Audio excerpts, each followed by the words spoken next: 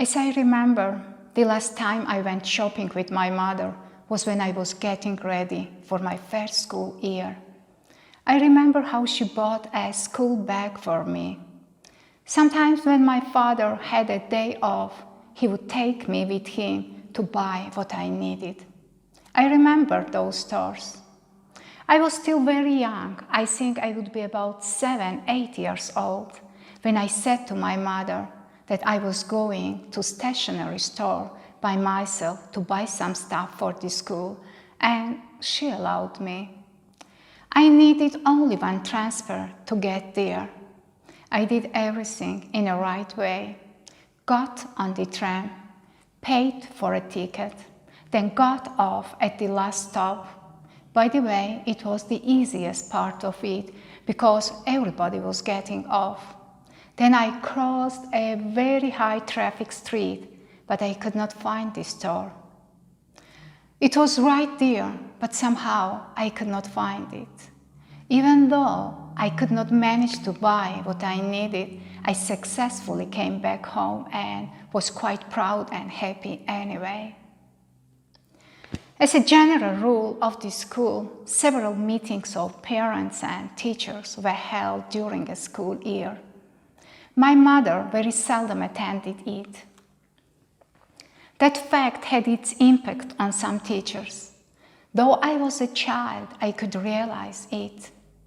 Physically, I grew up fast as a child and was taller than many of my classmates. Because of my height, the teacher put me one desk before the last, that others can see the classboard well. But there was a constant problem. My classmate boys with the difficult behavior always sat at the last desk, and when they did something wrong, especially throwing something at each other, teacher would ask me to tell her who did it. The problem was that, firstly, I did not always know it. Secondly, it was not considered as a good behavior among my classmates to say who did it.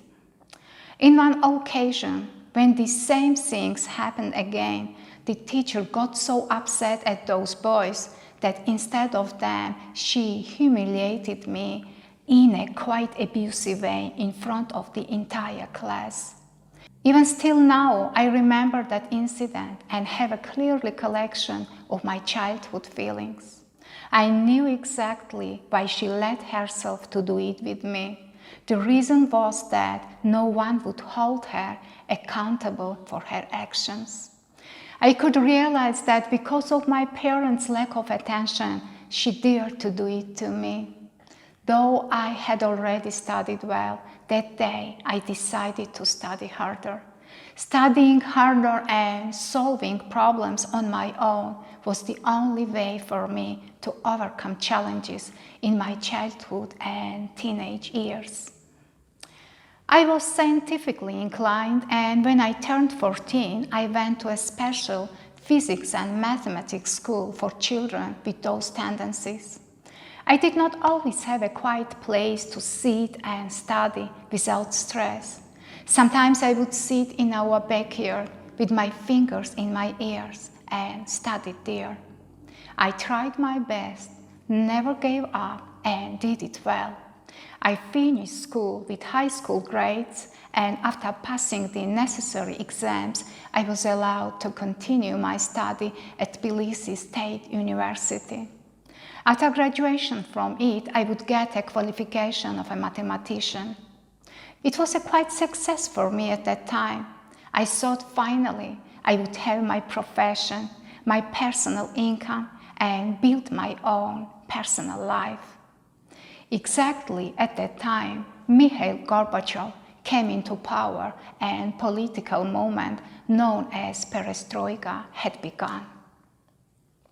So my student years became years of many changes and shakings. And soon after I had graduated from university, the Soviet Union had its last shakings to collapse finally.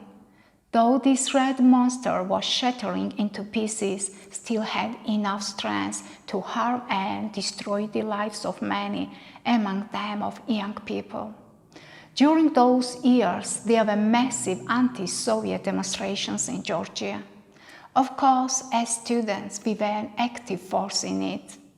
The first massacre was in 1989, when soldiers of the Soviet army attacked the demonstrators using military entrenching spades, brutally crushing and killing people, mostly women, 16-year-old girls among them. Wars and fightings broke out between different political and ethnic groups in many places of the former Soviet Union. Georgia was no exception. Informal military groups were formed and civil war was ignited.